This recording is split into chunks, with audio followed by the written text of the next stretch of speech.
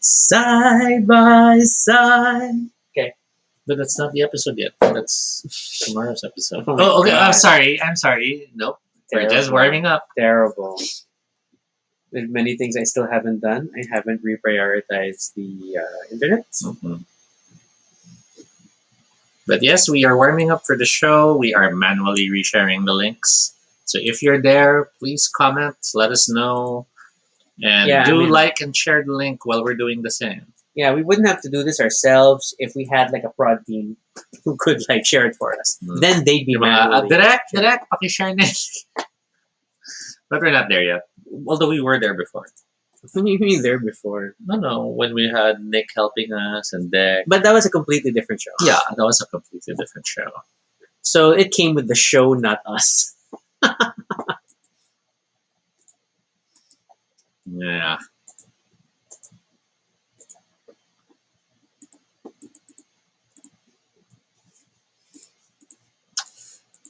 Oh boy. Oh boy, oh boy, oh boy, oh boy. I don't know why you always say that. I can't remember where it's from. It sounds very cartoon. It's probably the same with the. No, that's just you and your shark. I don't know why. You can't quite do it the same way every time. Yeah. Let's talk colors. Oh my god, see? I lost the letter C. It became olors. Oh Lord, oh Lord, oh Lord. Okay, resharing. Oops, that was wrong.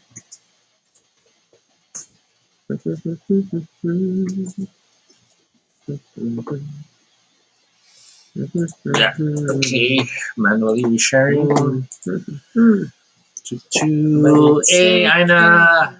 Awesome to have you with us. Well, tomorrow I'm thinking I can't monetize tomorrow's episode. I guess We can. We'll have some device. Like like we could use the rooster.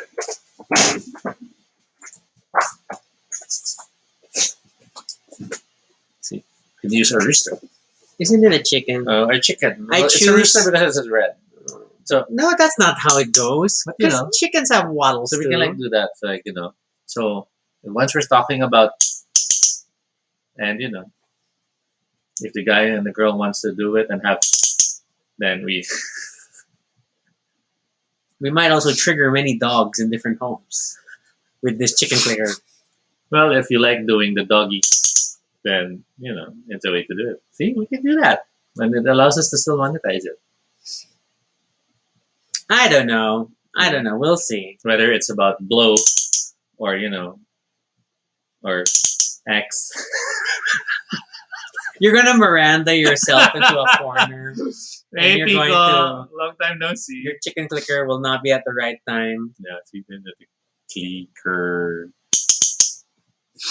And it's funny we got this precisely because it just makes a nice clicking Mhm. sound. Not because we were training a dog. No. But because That was incidental. Yeah. Because it's a baby toy, it's not a dog toy.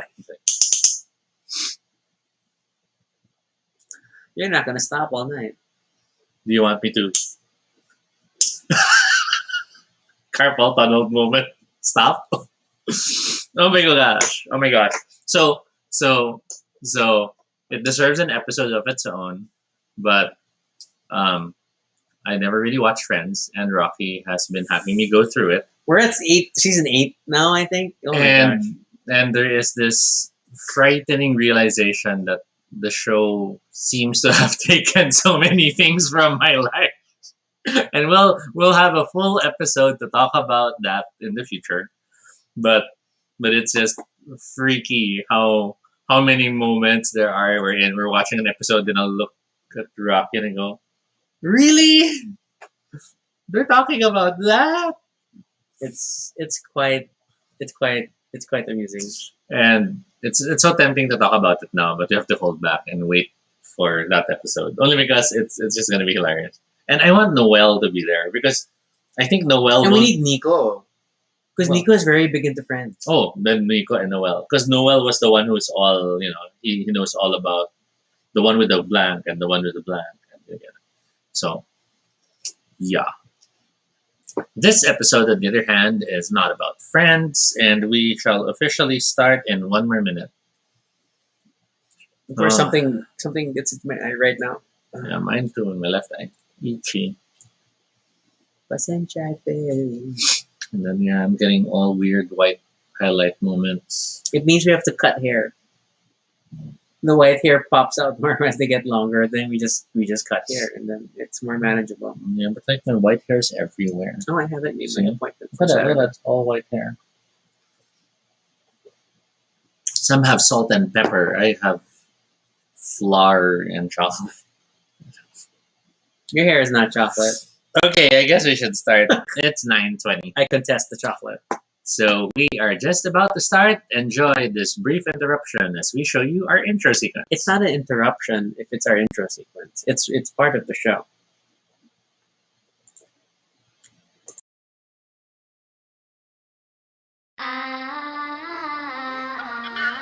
Oh yeah!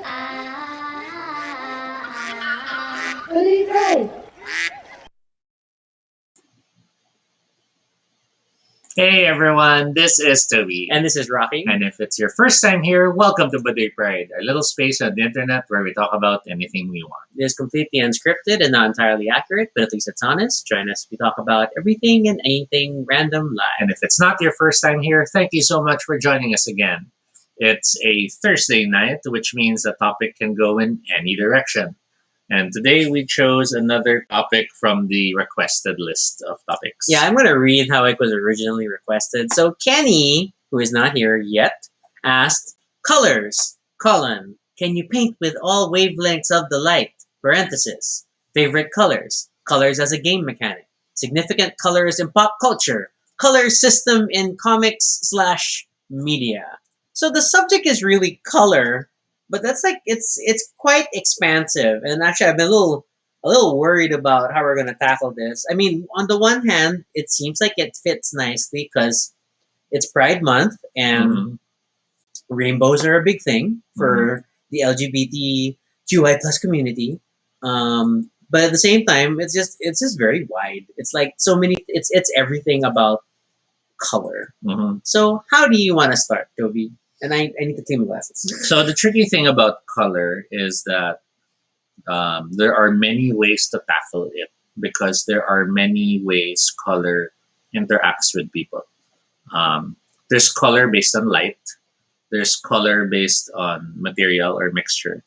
And that's why there's a difference when you talk about RGB and CMYK. Light, color when it's light mixes differently compared to colors as substances or as pigments. Okay. And Actually, I only heard Toby explain the RGB CMYK thing the other day on a work call you were on. I'm like, oh, I am not a designer. and it's weird because CMYK is literally cyan, magenta, yellow, You and know. black. K for black. That's terrible. But if you can see, it's cyan and magenta and yellow. So there's no red, there's no green. Mm. But then when you look about RGB, it's red, green, and so I don't really remember the roots anymore, but I do remember it's one of the biggest hurdles that initial graphic designers have to And it's like overcome K black. because when they go through designing stuff, let's say they'll work on a digital painting or they'll do their artwork and then they'll do it on RGB.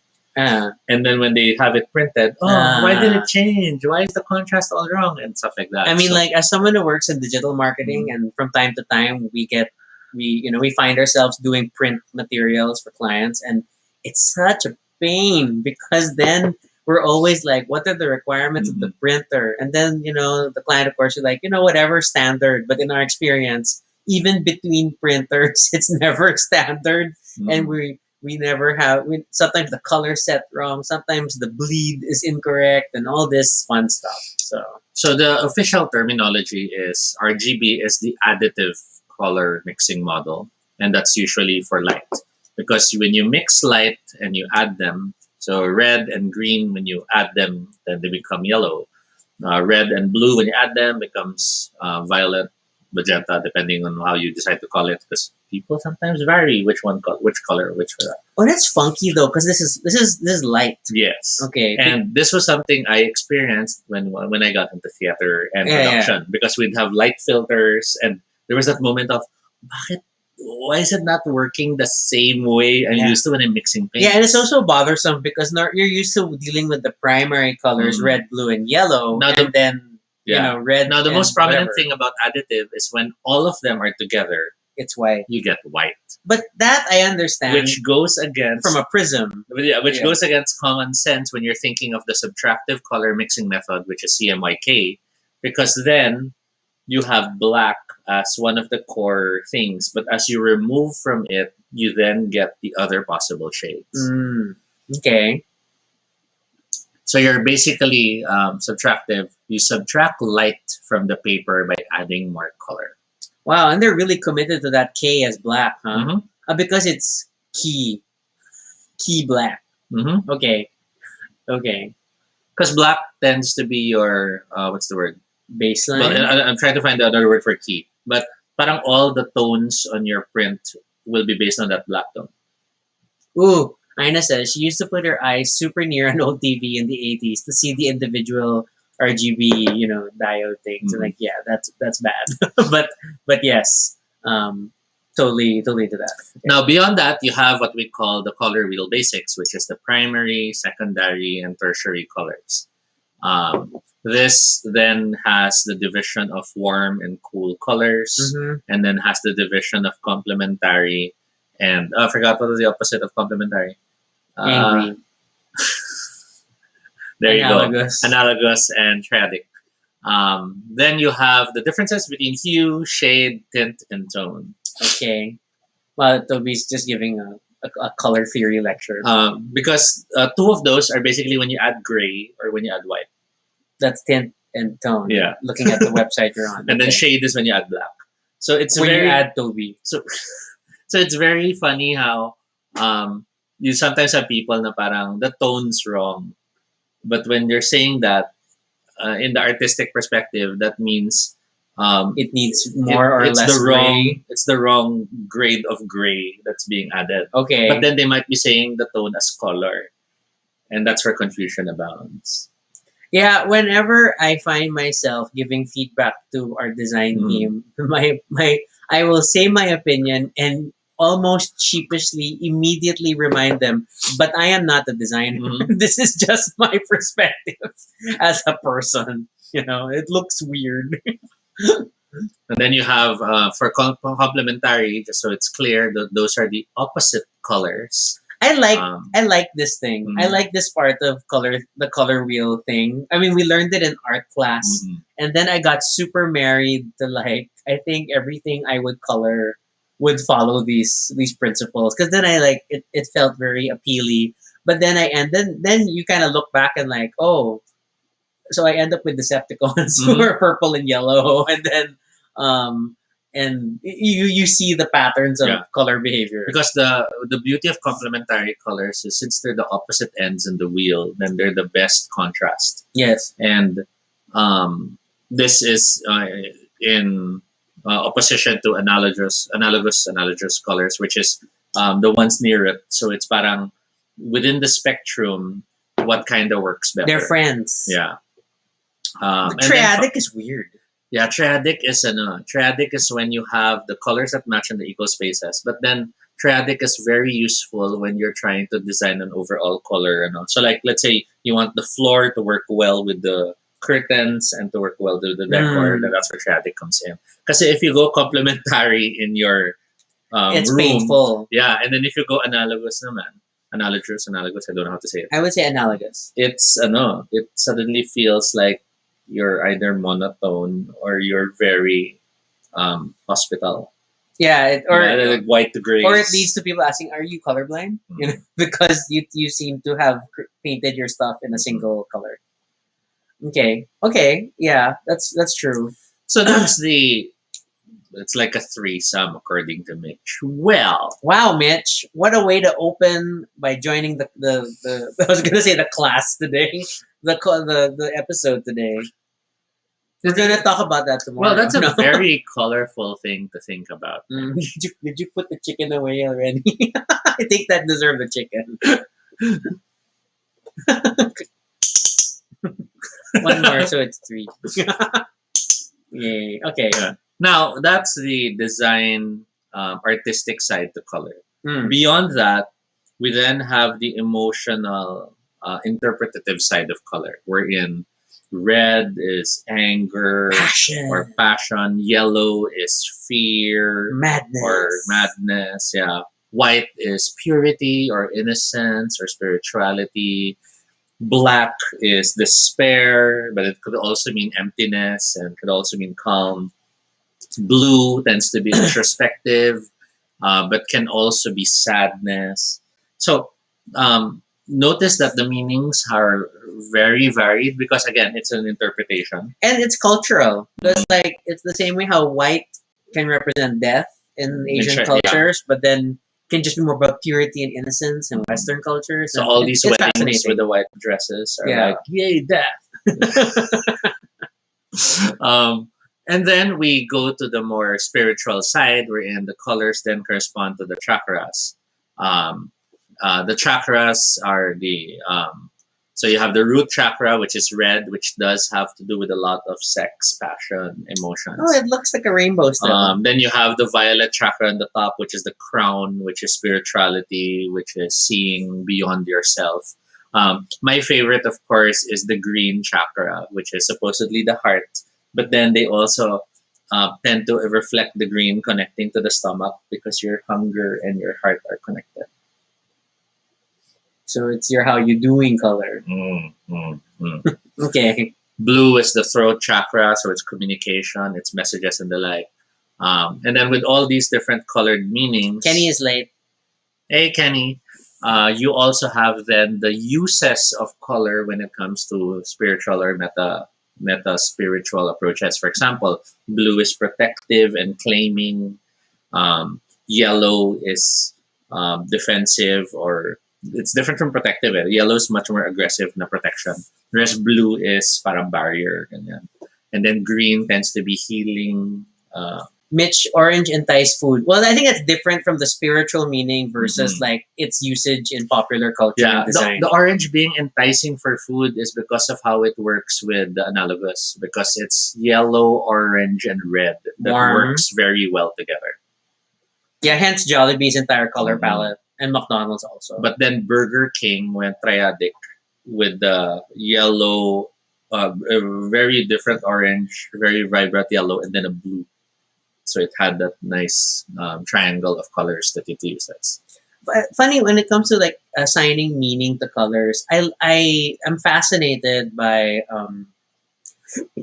in at work we've had our designers like put together mood boards and stylescapes for different pitches and projects, and then they'll really go through like for this content bucket we have like this, like they assign certain colors, and then they'll tell me like because this color represents innovation and this color represents, and then like wow, I didn't know all this, again, not a designer. So I love these explanations, and it sounds really great when we pitch that this is the logic, of why we're choosing these colors for you, and it sounds really good, and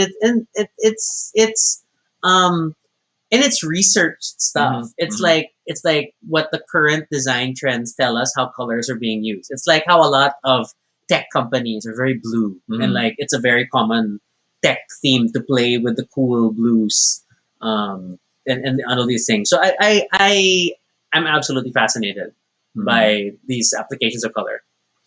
And then there's the as you mentioned earlier, there is the cultural aspect that we can't ignore. Like one of the more common unvalidated but claims was that pink was the masculine color at some point in time in the past, and it was Mm. only in the more modern days that pink was then associated more directly to to girls, and boys were blue.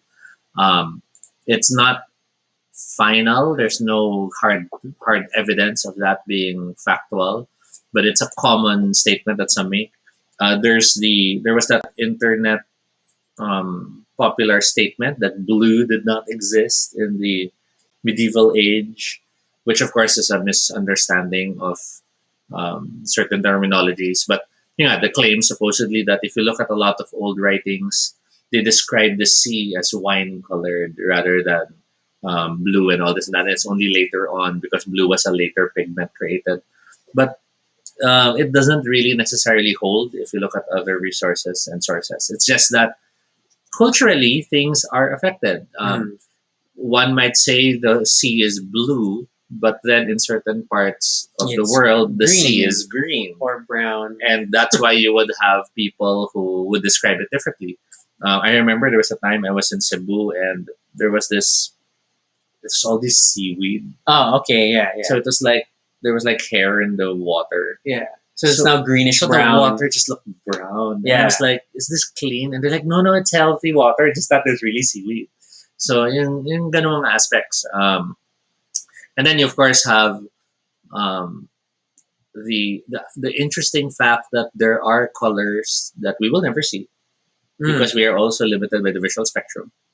And then there are colors that we can only conceptualize Okay. because they literally are beyond the spectrum, and in some ways might even be possibly something impossible to combine. Lizard commentary. No, that's the lizard talking bad horny things. Why? Because the lizard's doing.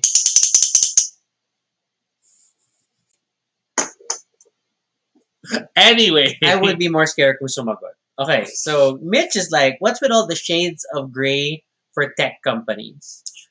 So let's look here at the color common associations. Gray is not in the list. Gray is not on the list, but normally negative space is usually death, grief, and the like. Whereas white is often used as perfection, innocence, and the like. So combining the two, you then have something that has the sense of stability, the sense of possibility. Gray also makes you think metal, so it kind of makes you think technology. But could also make you Um, think concrete. But realize gray is no longer so much tech companies now as blue. tends Blue to has be- always been tech. blue is the digital. Yeah, yeah. tech, Which is whereas why, gray was the mechanical tech.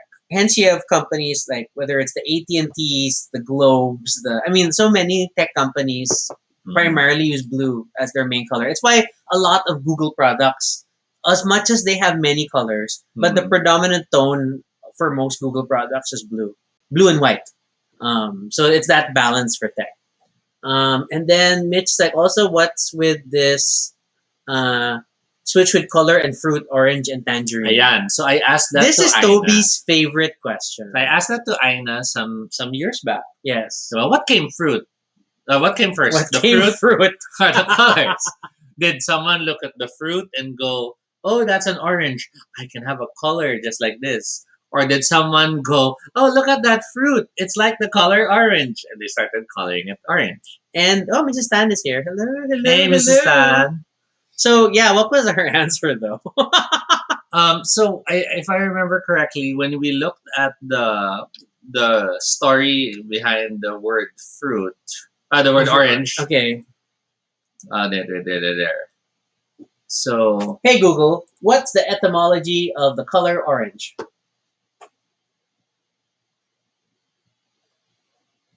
Oh, it didn't give an answer. It's probably going to show up on my phone. How strange. Anyway, okay, go on. So the word orange derives from the Sanskrit word orange tree, which is from the root word, which is a bitter orange. So it seems like the color word did base it from the fruit. Oh wow, this like goes super deep. But the color was named after the fruit, and the first recorded use of orange as a color name in English was in 1512. prior to Ina's Google started playing Colors of the I'm Wind. very good at activating the other home units of friends for some reason. Yeah. So in other Indo-European languages, the word for orange alludes to the eastern origin of the fruit and literally translates to apple from China. And then you have others such as um, Nerange, which is Arabic, Orange, Aranja, which is French. But again, they all point to the fruit as the name first, and then the color was later adapted. Which to I it. which I get. Like, I'm sure there are a lot of like because when you want to describe what the color is, you'll just point at something and Mhm. like that's what I mean. And it just speaks to fruit, a lot of fruit being very prevalent, and that instead of just saying the color of an orange, it became like the color orange. I don't know. So that's just me, and like I support it being an associative thing. Mhm. Okay. Um. So before the word was introduced to the English-speaking world, saffron was the word that existed and was used. Krog was a word used to refer to that color, Hmm. and that was a reddish orange one. And then there was geolukrog, which is a yellow saffron color. Later on, that was later called as red, deer red, red hair, red planet, and so on and so forth.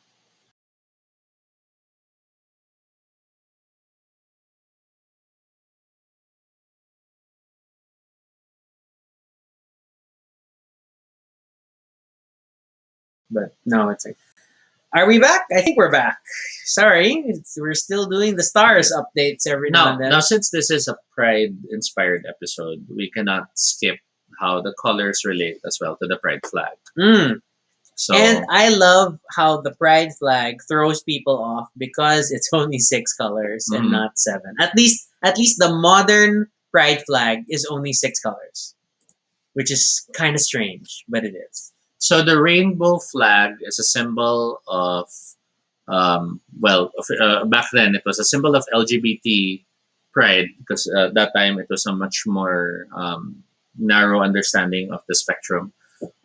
And the 6 colors basically are red, orange, yellow, green, blue, and violet. There's mention that the design has moved into a lot of revisions throughout the years. Yeah, because there was a 7 color version. Mhm. There was also a retro 8 version. Oh, because it had pink. I by forgot about Gilbert that one. Baker. Yeah. There was the hot pink, red, orange, yellow, green, turquoise, indigo, and violet version. Because we had to gay up the color names, right? Of course, you had the different ones wherein they try to incorporate their own nationality flags to it. Philadelphia had an 8 striped one that included black and something that was closer to brown. I think it was lavender. There was the Progress flag, which had the other colors for the bisexuals and all the others, which is as a triangular shape, which Mm-mm. kinda I felt um, From a Well- design perspective, it's a lot going on. yeah, and I felt it was such a hurdle because all of a sudden, um, it was so hard not to communicate what colors you needed for something you needed created. Mm. So unless you had the image ready, it wasn't like before where you'll just mention, okay, it's this. It's a rainbow missing Yeah. a color. Yeah. And then, of course, some have meanings to the colors. Some include much more, I guess, figurative or interpretative meanings. No, but the meanings have always been like that. If you go back to the Wikipedia article Mhm. and then like you scroll up to the top, and like what the meanings of the colors are in Here. the current flag. Yeah, that would help to zoom in because our eyesight is all bad. Yeah, that's the color themes there. Here. But yeah, what's this? So Yeah, that's the one broken down. yeah, it's still generally the same. Where red is life, orange is healing, yellow is sunlight, green is nature, Mhm. turquoise is either magic or art, and then indigo, purple. Because they stuck with purple as spirit. Mhm. Hence, Spirit Day Yes. is purple violet. So, and I'm sorry, I understand that purple and violet are different, but I am not a designer, and I cannot tell the differences. I have accepted that my interpretations of colors are always suspect. Yes, Toby and I have many disagreements on whether something is more green, more blue, or brown. Okay, what color is this glass? It's aqua, but it's more green. That's why No, you it's get more blue. it's more green. This It's is more blue. this is more blue. No, that's white. No, it's not white. It's very blue tinted. Look at. But you're putting a contrast against a blue shirt. What does that mean? What does that say? Don't manipulate things. Okay, so colors.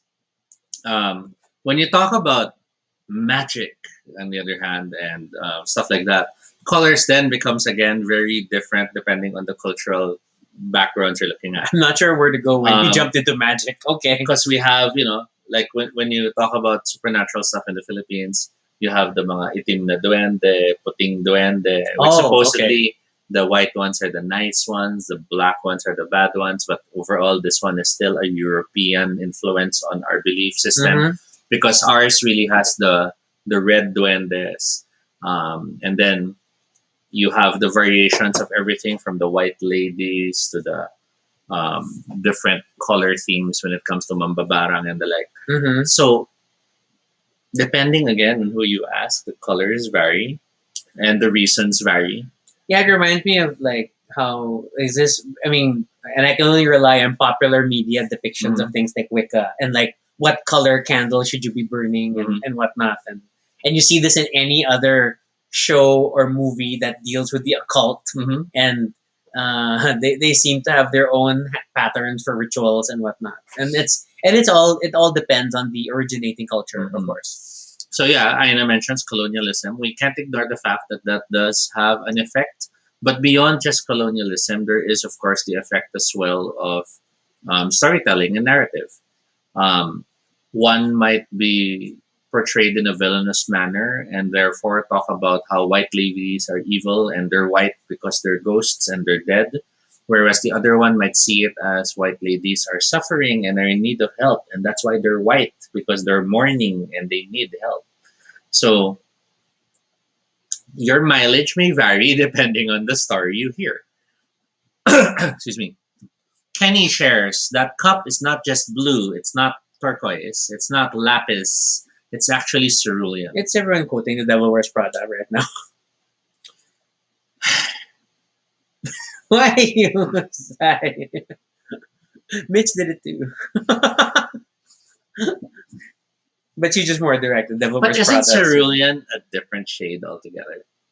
Yeah, but that's not the point. The point is you just want to quote the movie.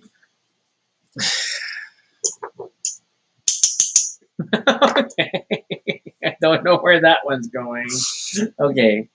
I guess then we can talk about movies maybe where colors played a big Mhm. role. Because then the only thing I think I can happily contribute to this conversation is that I was always struck. We haven't had yet.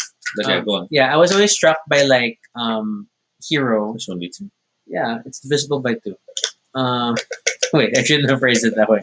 But I love the movie Hero, and then how the key mechanism in Hero was like it was our titular hero character Jet Li retelling his story, and then the Emperor giving his version and Mhm. whatever, and then all these different interpretations, and Mhm. each flashback of the story, each narration of the Had a story color theme. had a very strong color Mhm. theme where the first story was very red and passion and anger, and then later it was green, cool, calm, and then So when it later comes, blue. so when it comes to the art of filmmaking, Eastern and Western approaches vary greatly, and it's nice to know that things are starting to interlock and mesh and mix. And I mean that with all joy, because that means more creativity will happen. Um, but for the longest time, the West approached color in film as a significator or as a communication device. Okay. I'll use blue because it's night. I'll use red because it's Mexico. Okay. I'll use orange because we're in the desert. Okay. It was that sort of an approach. They used colors to give contrast and to make you feel the environment. Asian and Eastern approaches, on the other hand, used color for mood, for messaging. Mm-mm. So the Rashomon style of multiple viewpoints in the story, which Hero used color so you could tell who the story favored. Mm. Right? If this one favored Broken Sword, then the color was that. But then when this story now favored the other character, then the color was that. Um, and then if you contrast that to other Asian movies, um, so you have In the Mood for Love and other films wherein color was in many ways really showing the emotions that the characters were going through. Yeah.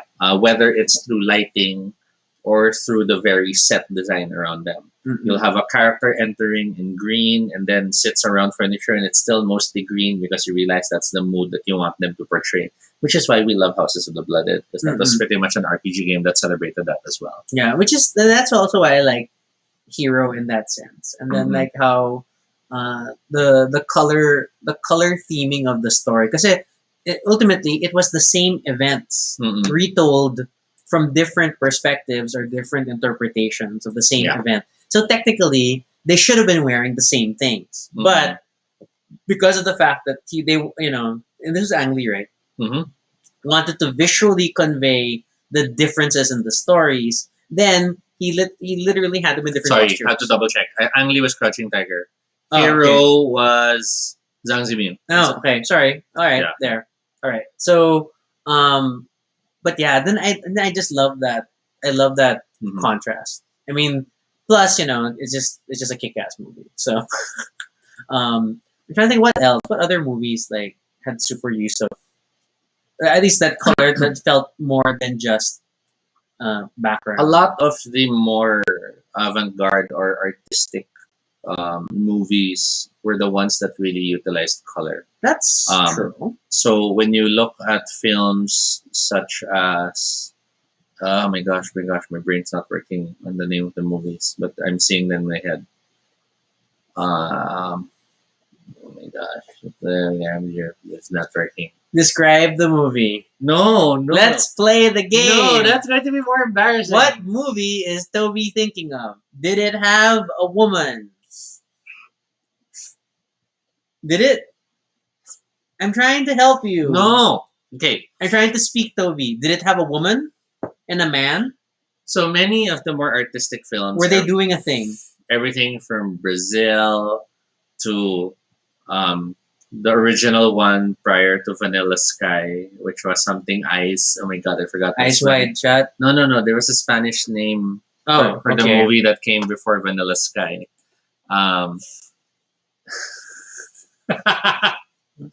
But yun nga, they basically utilized color as means to explain things, including perspectives. And what I guess for me impressed me the most was that in the olden style of filmmaking, post production color retreatments were not yet possible. So they actually had to do it with actual lights Okay. during the shoot. Lights or lens filter. Yeah, things. so Okay. it would be the use of the filters, or they would actually pull back light so that the light falls weaker, and then the ones with the filters now become the dominant one, and it becomes prominent. Um, and then there is the factor that old 3D movies did utilize the red film and the blue film, so things would be shot with a red and blue filter, so that you could see only that with one eye. Yes. And that was just such fascination, and annoying how they mix afterwards. There you go, abre los ojos, Oh, okay. Thank you, Mitch. which was better than Vanilla Sky. Okay. Except for now, like Hero was only my main example of like Mhm. I guess where color really stood out for me. I'm trying to think of anything else. There was a set of movies known as the Color Trilogy. The color trilogy. So the Color Trilogy was a collective of 3 movies, literally entitled Blue, White, and Red. Oh, they're French. It was a mix, if I remember correctly. So it was true enough. There, it's a co-produced between France, Poland, and Switzerland. Okay. It was a film in French, with exception of White, which was in Polish and French. Um, I learned about this movie because Juliette Binoche was in it, and Okay. I knew her from Chocolat. Okay. Okay. And yeah, this is Are you one sure of it was those. chocolate and not, like water for chocolate? Yes. Because Toby likes to mix them up. To be I fair, they're both I involve do. chocolate. They both have books and then became movies. Um, Okay. and then what else? What other movies showcased color treatment the most? Um, um, Darjeeling and all that. The Darjeeling Limited. Yeah, that director. He Wes loves, Anderson. Yeah, Wes Anderson is one of those who loves really utilizing color. That's Um, true. He has a very distinct color tone. to And his stuff. and he paints with the environment. He doesn't paint with light. yeah. He'll make sure the buildings, the clothes, and the are a specific color. Um, Mitch says La La Land. I don't know if La La Land super counts because I feel like it was less about color saying something and more about celebrating old Hollywood. And that in itself came with a certain sort of vibrancy of color because it just reflected the way films were made that at that time. I don't know. That is just my opinion. I can't remember what else.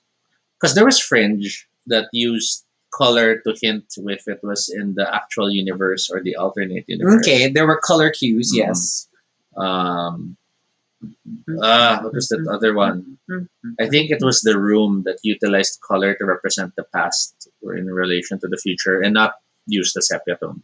But it parang had this tinge that showed it was from a different spectrum of the. Oh no, Fringe was the spectrum. Fringe had the wavelength of color. That's why it was the reddish and the bluish zone. Yeah. Yeah. And Zeppelins. Okay. Mitch says Sin City. Sin City used contrast because the comic was pretty much a lot of whites Black and and white. blacks and a shock Red of color, accent. Yeah. red or yellow, depending Yes. on the Very comic that came out. shocking accents.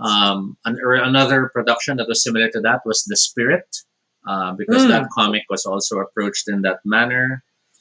300 originally was also in that similar format in the terms of comics, but they went for the much more vibrant, super slowed down version in the movies. No, but then the 300 comic wasn't naman black and white. But it was a full color comic. But it had very contrast art style because it was also Yeah. Miller. That's true. Okay. I don't know. Then we can go for stupid things like Sentai. how you have an entire legacy of Mhm. television shows that relied on monochromatic heroes. Monochromatic in the sense that they started At with, least- with a primary They set. have a predominant color. Mhm. Sorry. But then they did expand because later you have the gold one, the silver one, the white one. Yeah. The ladies tend to be yellow, pink, or there's one more color that's usually a lady color. The pink, yellow. Oh my gosh, I can't remember the other color. Red tends to be the leader across all the episodes, but then some had the white one be the leader instead. And then the blues and greens are like support. Yeah, and then black was always the rebellious one who at some point in the story becomes the villain. But I don't know. I don't think they maintained that because it was an American storyline. In the Yeah. American Power Rangers, the original Black Ranger, Zach, Mhm. wasn't like a rebel. He was just black. And then you cannot ignore the fact that the influences of the Sentai genre are far-reaching, as well as have been affected by many things. How the Spider-Man Japanese translation was the thing that gave Sentai movies the big robot. Yes. How a lot of the Sentai influences are the reasons we have everything from She-Ra to He-Man, to Captain Planet to New Gods, because it was about singular characters joining and uniting powers and the like, each one having specific abilities. It was interesting how far they got. And then you think about even things like Avatar: The Last Airbender, Mhm. where you depict the society. I mean, one, of course, the elements were such a big role in Avatar society. But then at the same time, wow, it means also we have like a national color that we have to wear. So the Earth Nation must wear green. The Fire Nation wears reds and maroons. The the Airbenders kind of were a little weird because they were dressed like monks, and there was like a lot of orange and saffron and yellow. And then the Water Tribes were blue and white. But okay, I mean, like, man, imagine that if like you had a whole country and then it's really like we have official colors and this is what you wear. It is, however, interesting that despite the certain colors being more universal in terms of interpretation, their usage can vary still, because a lot of it depends on how they are interconnected or mixed together. For a lot of cartoons, for example, the bad colors tend to be greens, violets, and oranges. Um, Hence, so many Decepticons are purple. but then when you go to movies, the bad color tends to be reds, and you know, greens and the like tend to become supportive, heroic colors, and it's interesting how that kind of shift changes. And I don't know, we can't seem to get away from red as a hero color now. When you think that it might convey violence too much because it is, you know, the approximate color of blood. I mean, like when you first say what is the color of blood, you're gonna say red, even though it's kind of more maroon depending on oxidation, could be bluish, whatever. But red is always a hero color. Like it's the As long, protagonist of the show. as long as it's accompanied by others. Yeah. So if it's red and whites, red and blues, it's heroic. But the moment it's like reds lang or reds a negative space, reds and blacks, then it becomes evil. Hence, That's true. the Sith Lords are that Cool. way. A lot of the more demonic creatures are approached that way. I don't know why Darth Maul is in The Conjuring. Uh, Wow, you really had to bring that up. Every time you talk about The Conjuring, you talk about Darth Maul. And I haven't seen the movie. I've only seen all the posters. actually, now come to think of it, it wasn't The Conjuring. And the It was a stills. different movie. Okay, Yeah. but that stills of like the guy standing behind the girl. Okay. Darth Maul. So Kenny shares Curse of the Golden Flower is such a vibrant film in terms of color. Yes. And to be fair, like, but that thing was cheesy as crap. But to be fair, also it's Hamlet, so it was meant to be over dramatic. It was meant to be over the top. melodramatic. It felt like a Houses of the Blooded depiction of Hamlet elevated into a movie opera experience. I don't know. So yeah, Cruella de Vil actually is interesting because it's I mean the black and white villain color set, right?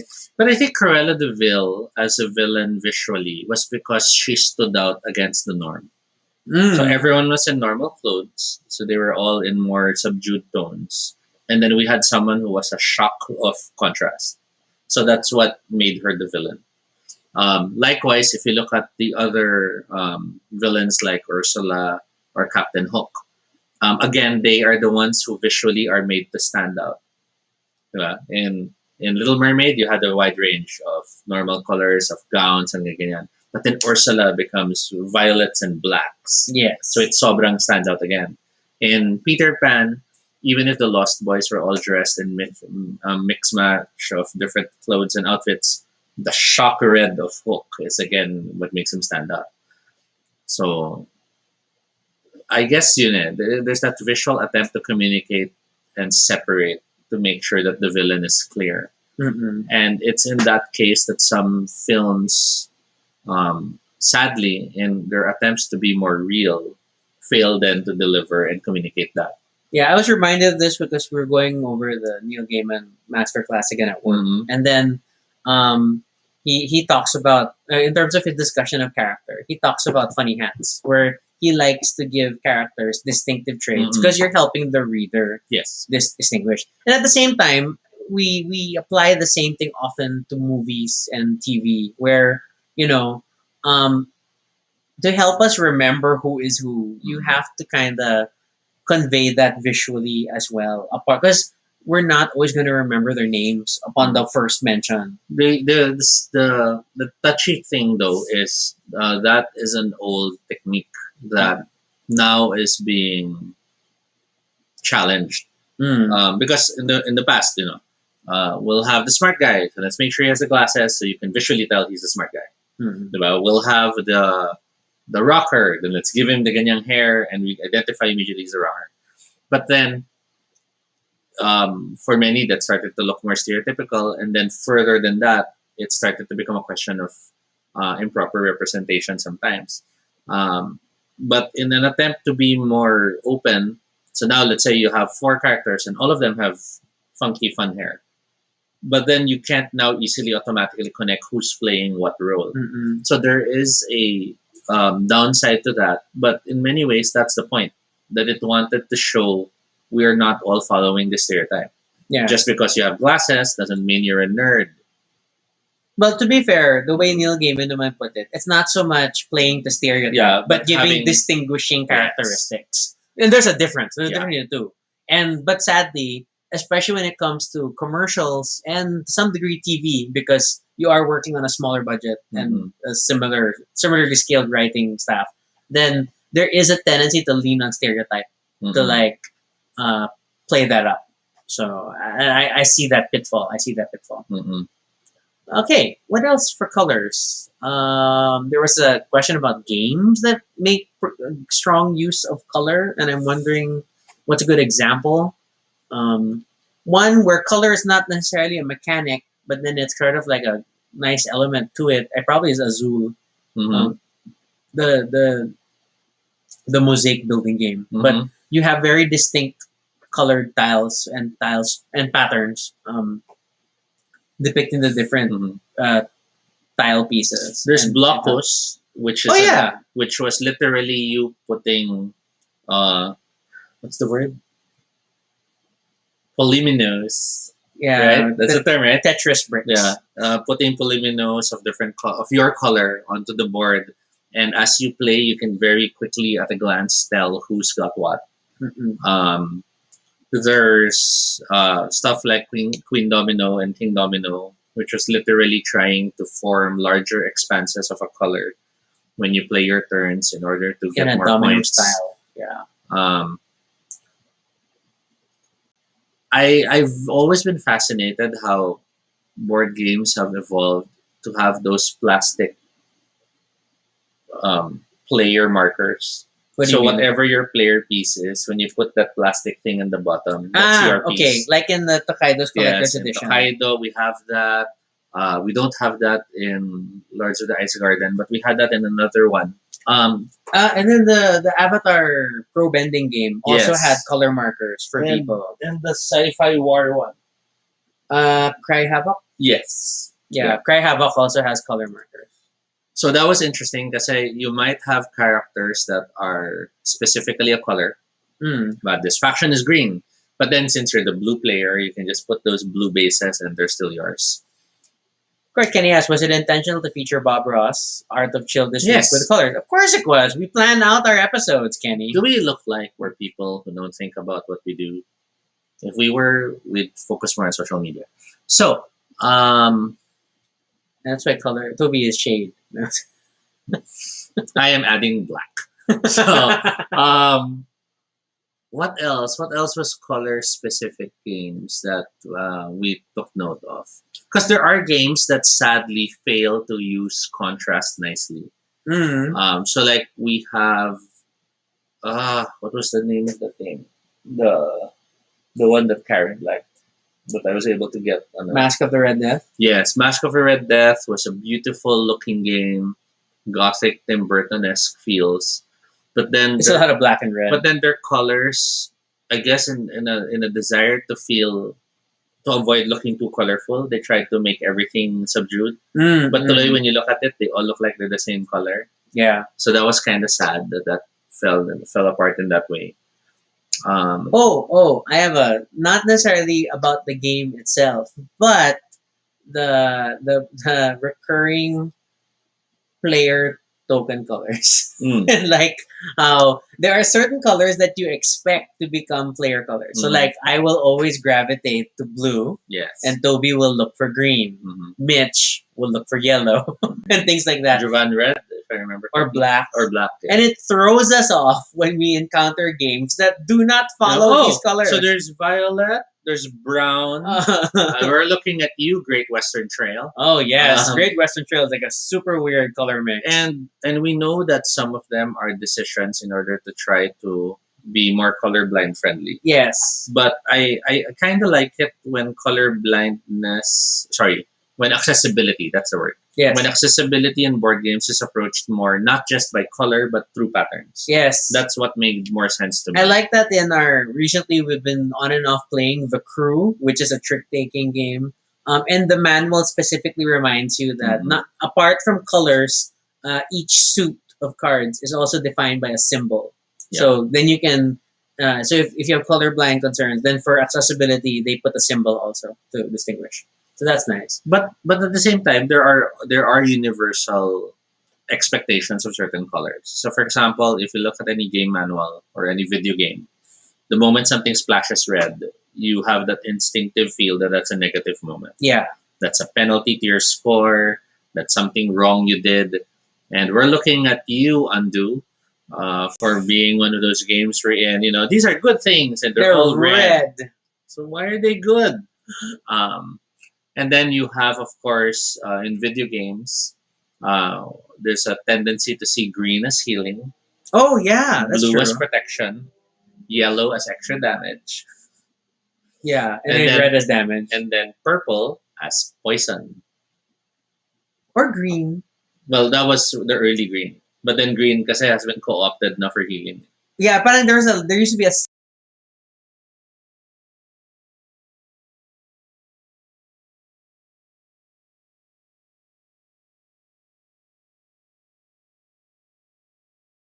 Mark. Hello, we should be back now.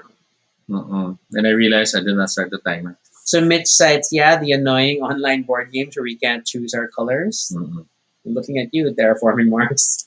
And then Uno. Okay, Uno is a game that Uno, the very game that color-driven. has divided the people as to whether or not you can play uh, draw two with another draw two, because that's what people do in the house rules, but in the official rules you can't. Mm-mm. What else?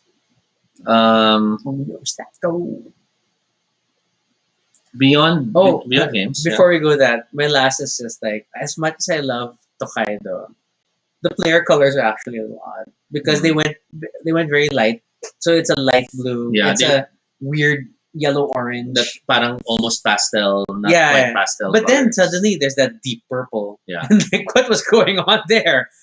So it just surprises me every time. Like wow, how did we end up with these colors? For those who are doing design, or if you're just curious, Hmm. there are a lot of web resources that allow you to find good color combinations.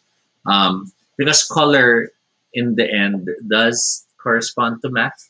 There are Ratios and stuff. there is a mathematical um, sequence behind the flow of the colors. And in that math, there is a harmony that shows these colors do work together. And if you choose, let's say, the shade of orange, then there is that mathematical expectation of these as the color set you should use. So Okay. there are sites that allow you to look at that. Interestingly, one can even make correlations wherein, um, and I believe the early screensavers used to do this. Na math and music can follow a similar numerical notation.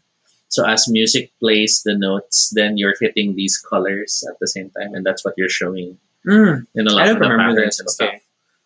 Oh, Kenny says there's Adobe Cooler / Color and Color Yeah. Lovers. Okay, that's helpful.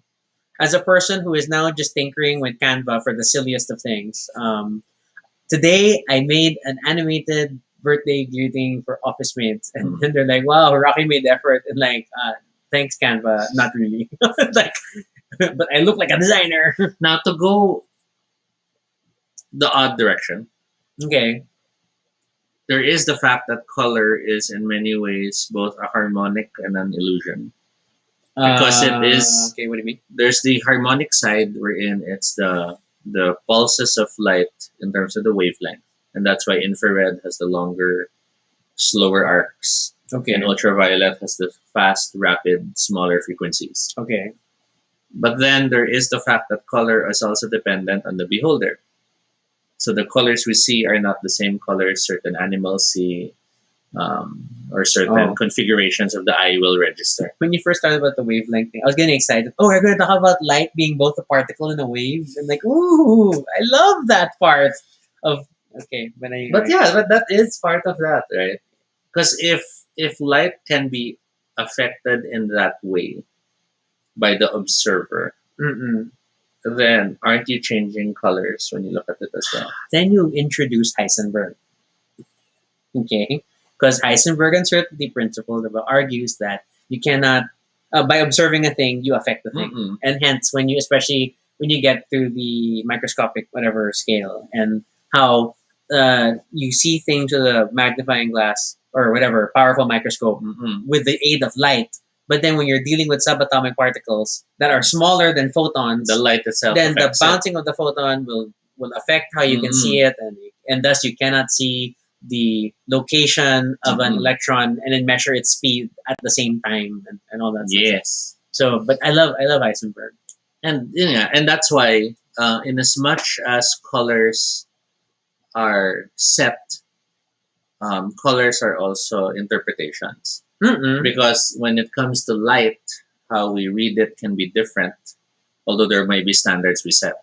But then when it comes to pigments, that's closer to something more permanent because we're all looking at it the same And this way. is our ongoing argument about many objects in our home. And then I'll be like, "You're wearing a green shirt." It's like, brown shirt. Like, no, it's green.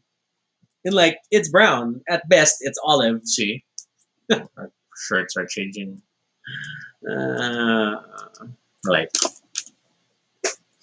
Kenny asked, I wonder if we all see the same colors as it is. Nope, definitely not. because again, if we go back to Heisenberg, then the observer changes what is being observed, and therefore every person viewing a thing slightly changes it and thus sees a different thing. And then I would even add, even if things did change, you are still dealing with your version of interpretation. Different equipment.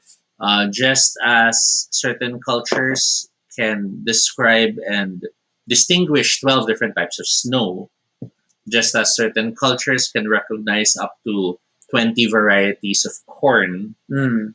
um, you are talking about being able to see 5 different bowls of snow and describe these in different colors. But then for us, it's white. That's why I hate those internet tests that are all like, how many different colors can you see in Mhm. this image? And like, yeah, screw you. My eyesight's bad enough as it is. I can't really tell. And that's a combination of maybe my lack of familiarity with possible nuances of color, but at the same time, I'm also dealing with bad eyesight. Mhm. And I'm dealing with my digital media, where even the brightness of my screen may impact how I see things. Like, it's like when you're doing that gamma test at the beginning when you first play a video game, and then they're like go adjust left and right until the blah blah blah It's is barely barely visible. visible, and like, oh my god, it's so subjective because you do it differently for each game. And no, depending on the environment, Yeah. Just If the as lights are on, if how you're you playing have in to the dark, adjust the brightness of your laptop depending on what time of the day it is. or if you want your reflection to no longer appear, or like, or there's the light, there's the ring light, there's the ring light, there's the ring light. So yeah, so that's the fun of colors. That's the interesting thing about it. Um, to close, I guess I would also have to state that there have been those interesting moments for me, when I do dream and it's a dream that is in color, Okay. and I sort of recall seeing colors I don't know how to describe. Oh, okay.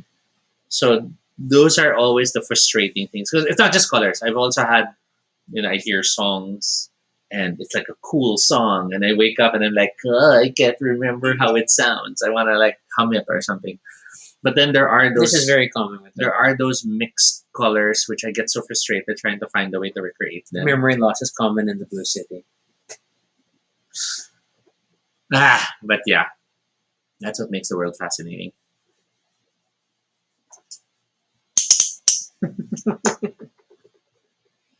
So yeah, I think that's about it. We still have like maybe 4 people watching. Mhm. Thanks for hanging out in this weird color discussion. I don't know. Last thoughts, Toby. Last statements. Cacao. I think it would be interesting though if we reach a point where technologically we are able to appreciate the wider spectrum of colors. Mm. Because we know there's a lot which we already can access through technology, and really don't. For example, there's infrared, there's ultraviolet, and all this and that. Everyone knows the fun of black lights, and everyone has, in one way or another, experienced UV lighting and how it does affect things. Um, but to reach a point that even those are utilized. So, for example, um, imagine if we reach a point wherein the streets can be marked with I don't know, infrared markers, and then if you're lost, you can use that on your device to identify where you are, even if you don't have Wi-Fi or something like that, Mm-hmm. stuff like that. Because I know, like, I have some friends who have been toying with UV lighting in their artwork. Oh, They okay. they mix pigments, they make drawings, and then it looks awesome. And then shine UV light, and it's a totally different piece. And I'm like, those are great, Oh. but then you can never recreate it Mm. because it has to do with the pigments on the paper. Yeah, yeah, yeah. So even if you scan it and print it, it won't it have won't that be the effect. same. It's a So different sobrang, effect. oh my gosh, sayang. And it makes me wonder if there will be a point where those can be utilized. Because hey, if 3D printing used to be an impossibility that now is happening, maybe we'll find a way to incorporate those things as well. Kenny has a simple question. What's your favorite color? What's your favorite color, Toby? Well, I definitely gravitated to green, large part because of LaSalle and my dad. But in terms of preference, I do realize I kind of like more black, white, and blue. Okay. Kumbaga, black and white is just simple. I just hate black because it's always hot. Mm. But I do feel I look better in black than I do with other colors. Okay. And then I like white because it feels very light. But I do realize that when I'm wearing a lot of white, what was your term for me when I was in all white? I look like a Mormon. So yeah, I look like I was wearing vestments. That was your term. Holy vegetables. Yeah. to be fair, to be fair, There was a this white shirt, and shorts. white boxer shorts. Yeah. So it's really like, oh, are you protected by the power of God? Okay. Yeah, and I guess similarly, like I have been internally, I've always been at war with the idea that blue is my favorite color Mhm. because it feels so cliche. Mhm. Like I am a boy, I like blue. Mhm. I grew up. My first bedroom was blue. It's like so many things were fucking Mhm. blue. And then I went to Ateneo, which is like the bluest thing ever. So then I felt disappointed at myself, and I'd say my favorite color is blue. But then black didn't feel like a favorite color also because predominantly because black clothing is uncomfortable and hot, and then you associate it with formal things and whatnot. And I've never owned a suit, so then it's like all these funny things. So then I've just embraced the fact that I like blue, and blue is very comforting, calming, and like and I struggle with this, like, so now Hey, that Jed. now that I'm trying to like play with Canva and then design custom blog headers Mhm. for my private blog, I like never know what base colors to start with, Mhm. and then like I and as much as I typically am just slapping photos and then putting stuff around it or vice versa, but I never know like how to start and like how to how to play with that. So that's there's that struggle, and then I it's when I most feel whether it's me feeling non-designery or just me feeling I just can't seem to decide. Mhm. Like I don't. I want there to be more meaning behind some of the choices I'm making, but something that's not, and then it's just I'll just go with it. So Jed shares he loves black. You don't have to give it much thought in many ways. That's why what's his name is always in a black shirt. Apple guy. Steve Jobs. It's like you can't just start with what's his name and like look at me expectantly. Hey, sometimes you connect immediately. Other times it's um, dial up. Mitch says bad with colors. She Mhm. likes yellow for board game because you can see it easily. That's fair. There is that. Unless you're playing games with a lot of yellow on the board. Like What I King don't Domino. I don't like yellow in board games because it's one of the first colors to quickly go away. What do you And mean? it starts fading. Ah, It starts okay. becoming orangey. Okay. So nainis ako sa yellow because of that. That's an interesting concern. Mhm. It's like when you look at our older Carcassonne set, I guess, or our Catan set, Mhm. then the yellow pieces, yeah, can look a little different. Yeah, so I ended up just getting blue because blue is like blue, and then I can live with blue, and so stereotypically blue. And then there's food, which predominantly sticks to the brown, orange, red field for yummy, oh, hey RJ, and a then lot of late very people today. very rarely does allow itself to touch on blues and greens for food. Greens by the puffer salads and the like, but anything else, Blue is weird, mm-hmm. and then you always question why is bubblegum flavor blue? Like when you think Because candy. when you're you think of the thinking candy, it's blue or it's pink, pink. or But then bubblegum ice cream and fruit additives is blue. Like why? Why is it blue? Kenny likes yellow. Mitch, of course. Green ketchup. Yes, there was a green ketchup that got really popular by Heinz. Mm. I remember really being into that. And then it got popular again when Shrek came out. RJ saying blue is the warmest color. Where? I'm wondering if that's a pun. Or is this a movie I'm reference? starting to wonder if that's a topic. Okay. And yes, you don't get what that means, RJ. But that means we're censoring those words. Jed mentions preferring neutrals now. Beige Beige is is great. grace. Yeah, I get that. I like beige. There is a joy in neutral clothes because it doesn't work. It works well with the heat, but at the same time, it's close enough to be subdued, so you don't feel like Yeah, I feel like the temperature impact of color plays such a big role in tropical countries like ours. And then, it's like as much as that's why a lot of people joke like when Tressa came out and like the Kambal's real superpower is like wearing black suits all the time, like in this weather. It's amazing. Okay. Yeah, blue is the warmest color is a movie Oh, reference. unfamiliar. I'm not familiar also. Okay.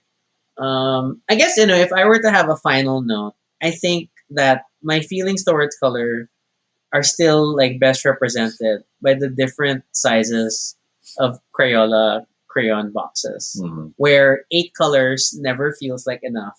16 is just nice, mhm. but I think starting 32, I get overwhelmed.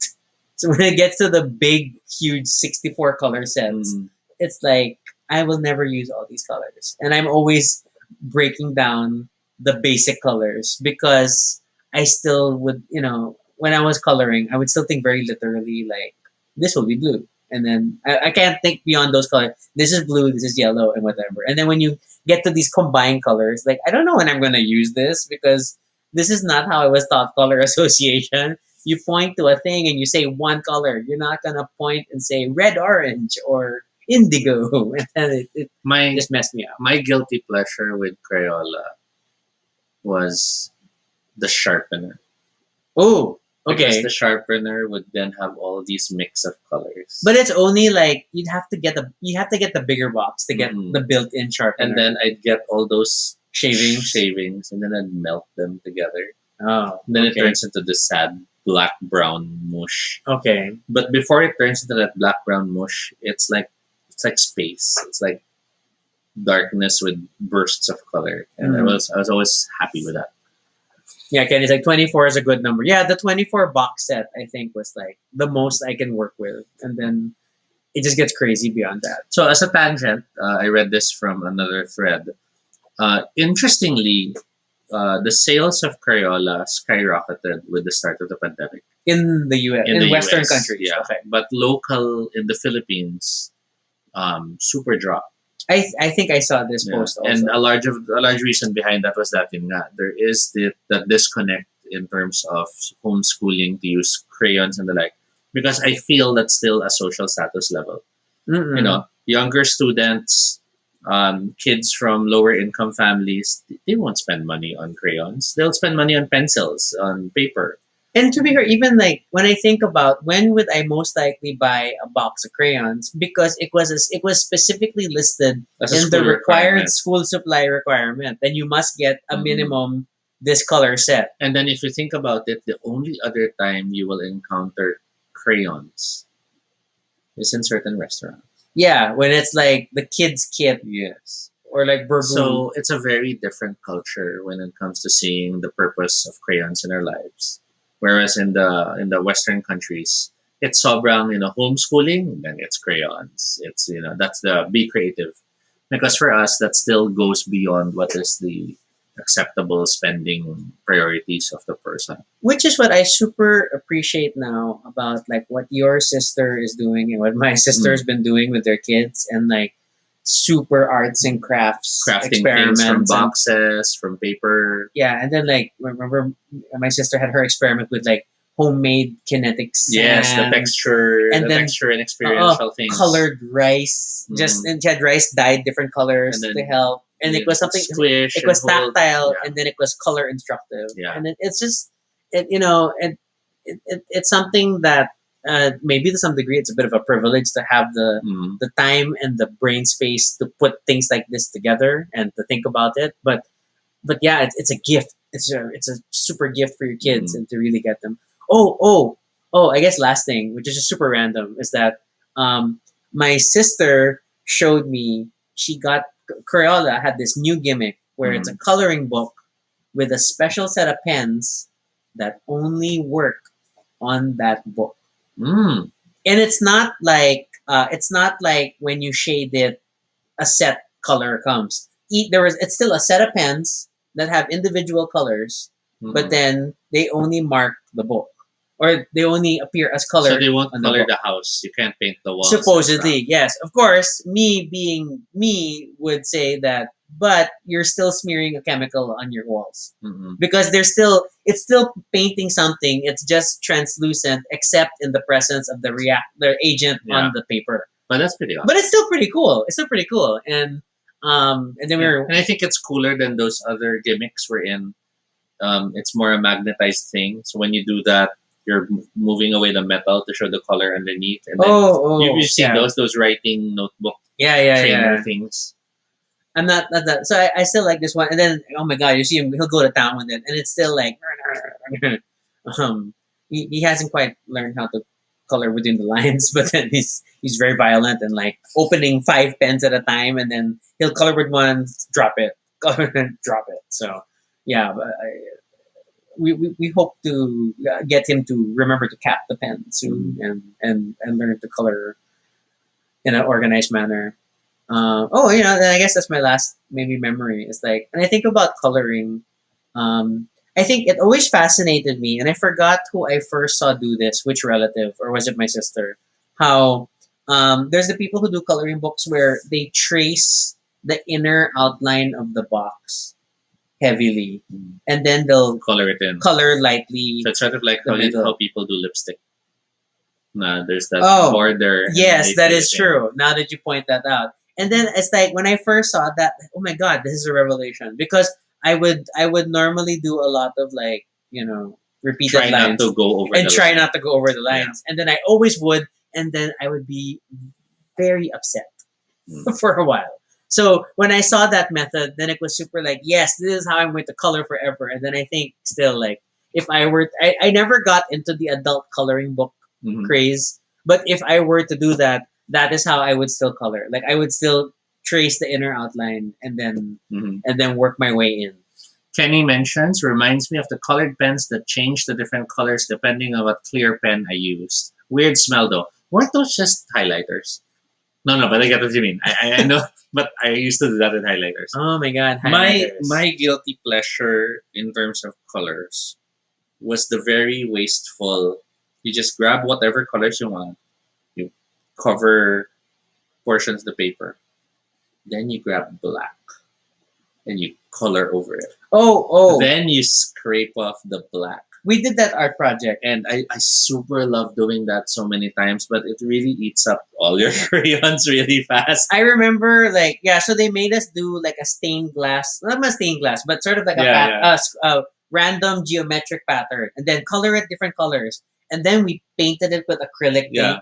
paint, that solid sheet, and then we all had a nail To scratch it out. to scratch the paint Yes. off. And they're like, oh my god, this is a revelation! This was so fascinating. It was better than the light bright set we actually owned. So it's like, oh, I love that activity. I super love that activity. But then I also do remember, not a fond memory, but one that I do recall.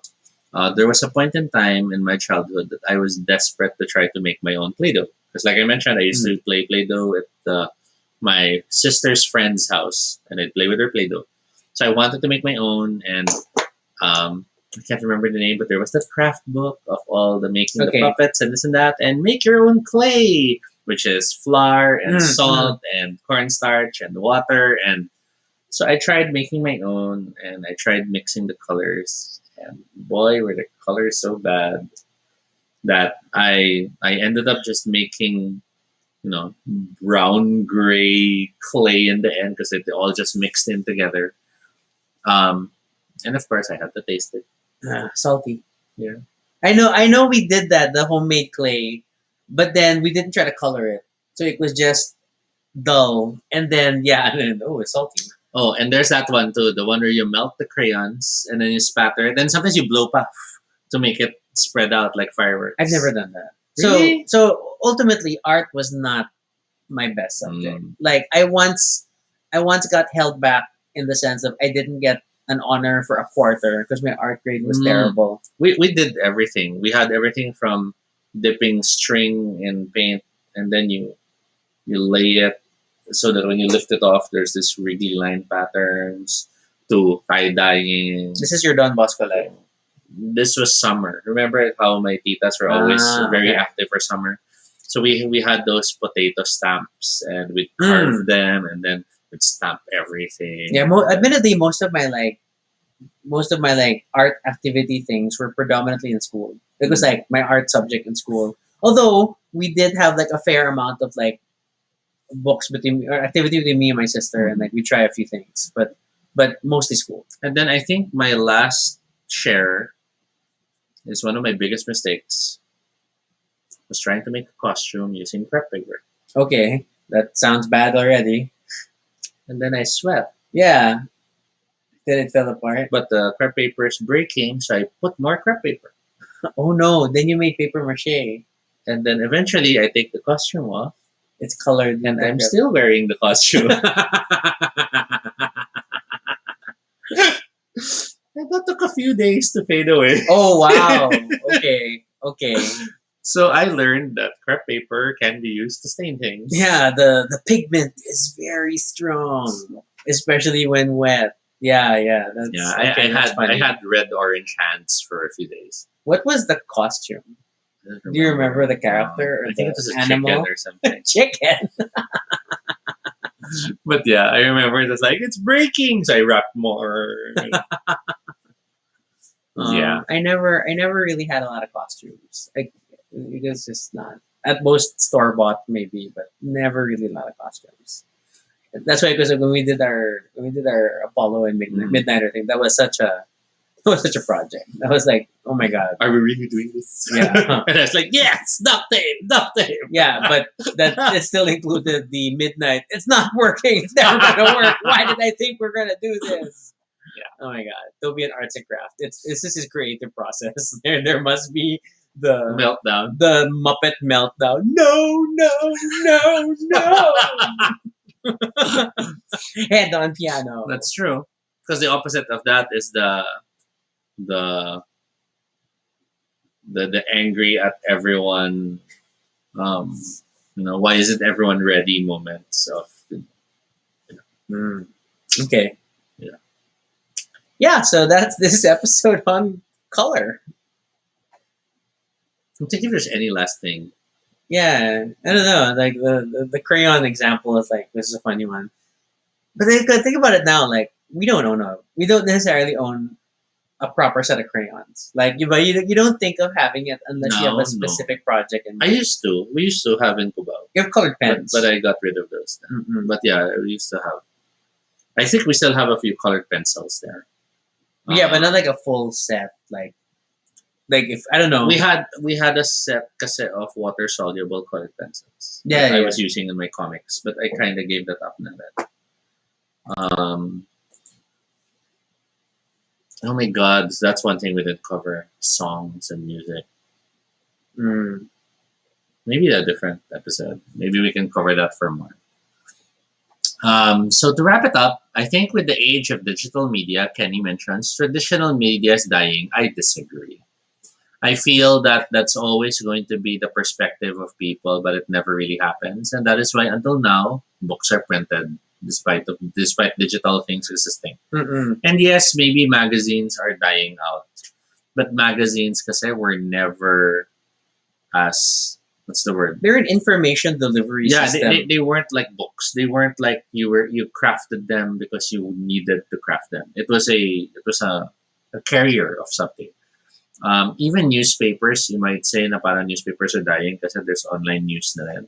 But newspapers are still such a wider reach for people because the bottom line is digital systems are still not as universal as we wish they were. Yeah, that's why, and we need something to wrap fish with. Or wet glass, as Yes. odd as that sounds. But yeah, I think for as far as colors, we've covered the spectrum as far as we can. Spectrum, and we tried to consider all the possible shades and tones that this discussion may cover. Tomorrow, as our finale for the Pride series of topics, we are talking about an after dark topic: sexual.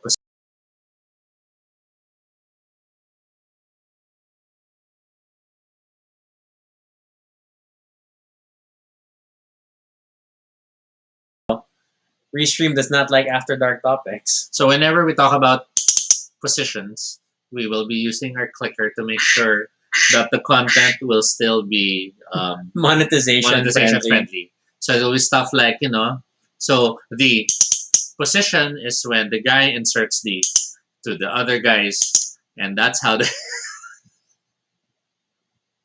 Oh wow, Jet's like, did you cover Rainbow Bright? Oh no, we didn't. But we Actually, also, we didn't cover a lot actually. There's still a I'm lot more. sure, yeah, we just kind of stuck to the general color discussion. I tried like bringing up Sentai, Yeah.